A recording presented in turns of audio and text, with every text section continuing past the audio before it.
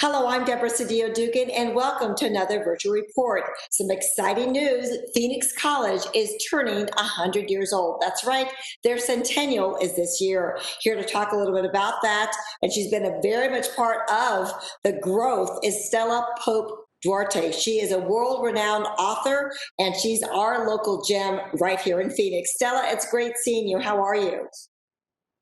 I'm just fine. Thank you so much. So let's get started. Let's talk about this college. It's what an exciting year, it's an exciting time. I know it started out just with a handful of students in a small little building. Let's talk about the evolution throughout the years. What happened was in 1920, September the 13th, the school, it was called, at that time it was called Phoenix Junior College. It officially opened with 18 students. You know, not to mention all the millions that would come after that, but 18 students. Actually, they had been meeting a handful of educators. B.F. McFall was one of the educators. He was then the president of Phoenix Union High School, the board president. So he decided that they should have a community college here in the Valley. And that idea, I want you to know, was new. So there was only like maybe 3 community colleges, one in Chicago, one in California, and so forth. So that's what happened. So the discovery that they needed a college came from these gentlemen. So they began meeting in a sheet metal shop, a little abandoned building. And this is where they met, and they came up with this idea of a community college.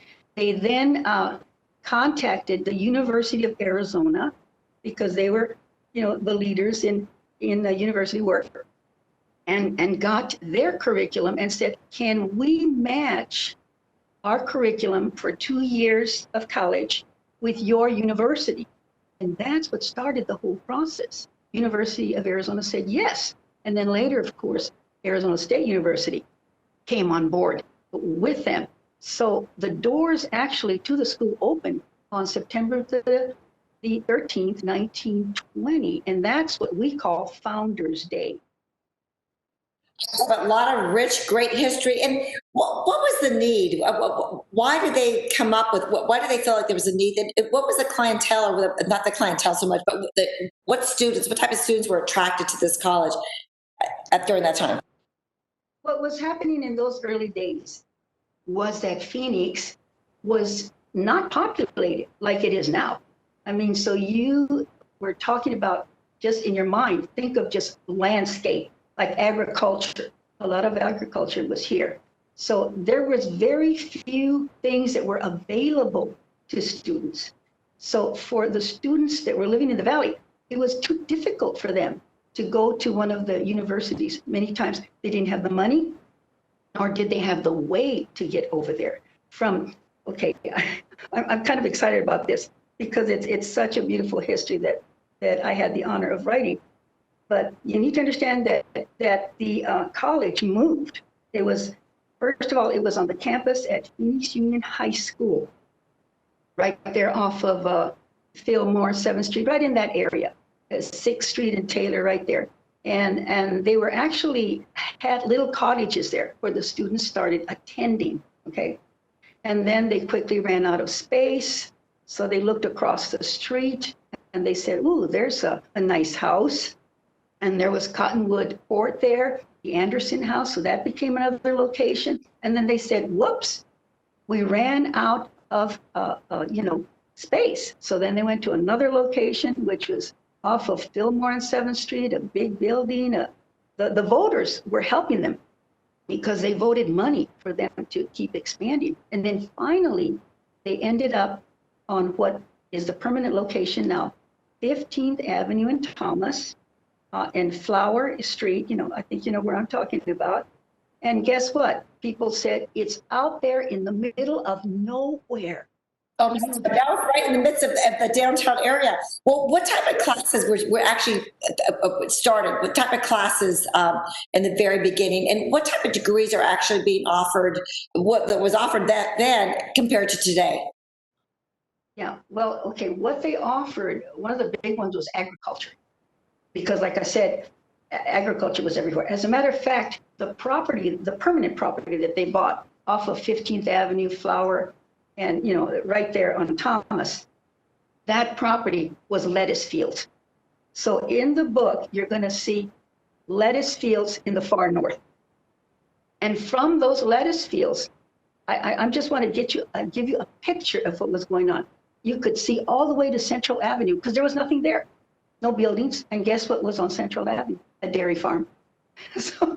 So the students were saying, how can we get to these, university is so far. We need something close. And this is where Phoenix Junior College came in. The first graduating class was 5 students, 4 young men and 1 young woman. And that was remarkable for a young woman. And I'm saying this because that's the way it was in the 1920s. Okay, women were expected to get married. They were expected to, have a home and children.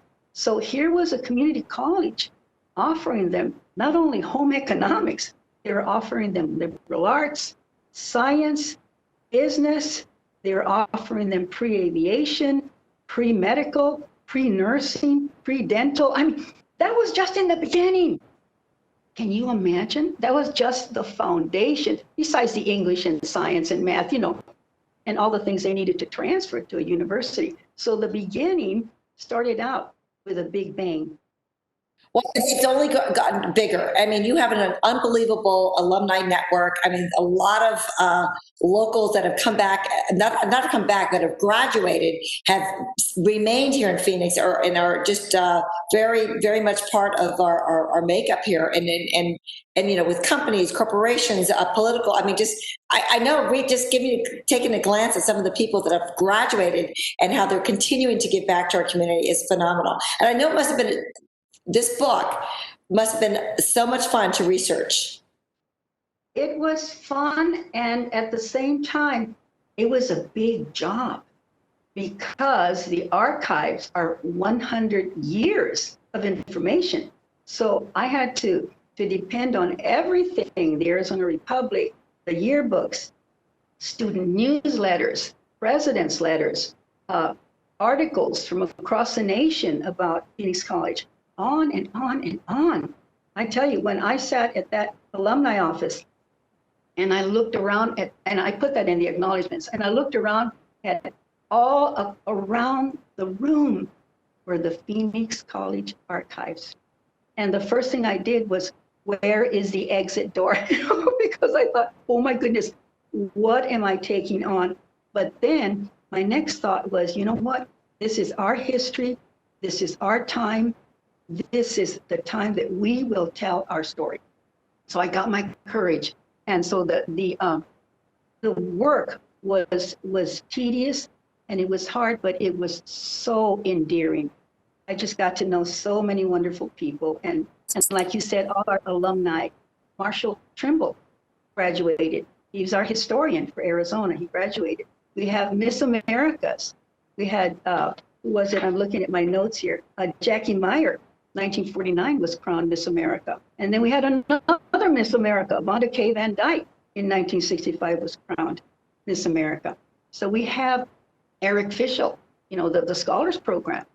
And then another one, Simon Mint Burma. These are famous people that have gone on to establish themselves and to globally affect the world. Jessica McDonald, superstar for soccer, was one of our alumna students. And on and on and on. And you know what? I'm hesitating to say more. Frank Barrios, you might know his name. He also graduated. Frank. Everybody knows Frank Barrios in this town. I mean, he in himself is a historian, so, very much like you. And it's funny, you said something earlier about, what am I taking on? You've written numerous books, this one included. And I think you always say that, what am I taking on? Because you take on these major projects.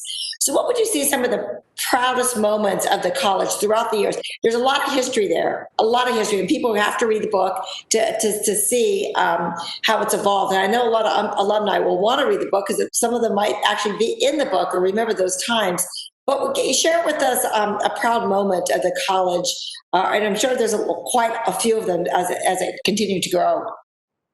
There are so many proud moments. I mean, just even the mention of George Hoy, who he was called Dutch, and he was one of the legendary coaches of Phoenix College. The stadium is named Hoy Stadium after him. And there's others that just were people that influenced our students to be the very best. If I got started on that, we have a Hall of Fame that is, I think, a quarter of a mile long of names. So people will be able to find themselves easily. But one of the proudest legacies, and I want to say this because it's very important, one of the proudest legacies of Phoenix College was that when those gentlemen were meeting in that little humble sheet metal shop, they made a pledge. And the pledge was this: we will never segregate. We will never discriminate. There will be no room for racism on the Phoenix Junior College campus. And I'm saying that because at that time there was segregation. Phoenix Union had George Washington Carver as their school for the African American students. And you know what? That pledge that those gentlemen made in 1920, when they established this school, has lived on as one of the greatest things that had happened at Phoenix College. We are such a diverse community, open to all multicultural, events and people, and anybody can come there. It doesn't matter. LGBTQ community, everyone is welcome to the Phoenix College campus. We're very proud of that. And I know one thing, because we have to wrap up, I know one thing great about the state of Arizona and Maricopa Community Colleges is that we're one of the, I think, in the country that have 10, which is unthinkable. And in just one county, 10 community colleges. So that is really a gateway, if you will, to the higher ed, as in, ASU, U of A. So it really helps out a lot of folks who may be a little budget, they need to get that 2-year out and then go on to seek their degrees. But a lot of those folks who graduate with those associate degrees are doing great and have great careers and are part of our community today. So I know that's huge because I know you're involved with the Hispanic Women's Conference, and a lot of scholarships are given out. So a lot of rich history. Stella, I really, really appreciate you joining us. And let's do another pitch for your book, the celebration of Phoenix College, the centennial. And if you could share with us the website and how folks can order it, and just take in all the rich history that the college has.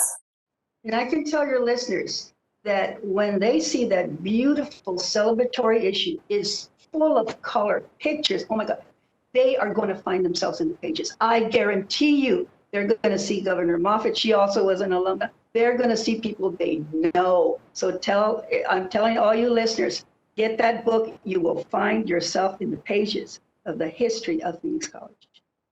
Just love it. Thank you so much, Stella, for taking a couple of minutes. I know you're extremely busy, and we didn't even get a chance to dive into what type of person your background, an educator, writer, author, but you do it all. And I mean, I know you because you're also a friend, and it's amazing the life that you've had, raising your children, a single mom, working umpteen jobs, writing books. So you were just my hat's off to you. You were just one of my mentors. I can really tell you. I mean, we've had breakfast, lunches, and you've really guided me and directed me in a lot of directions, and I do appreciate that. So very, very job well done with this book. I can't wait to get a hold of it myself.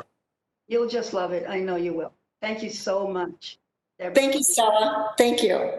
Thanks for joining us. For Phoenix TV Virtual Report, I'm Deborah Cedillo Dugan.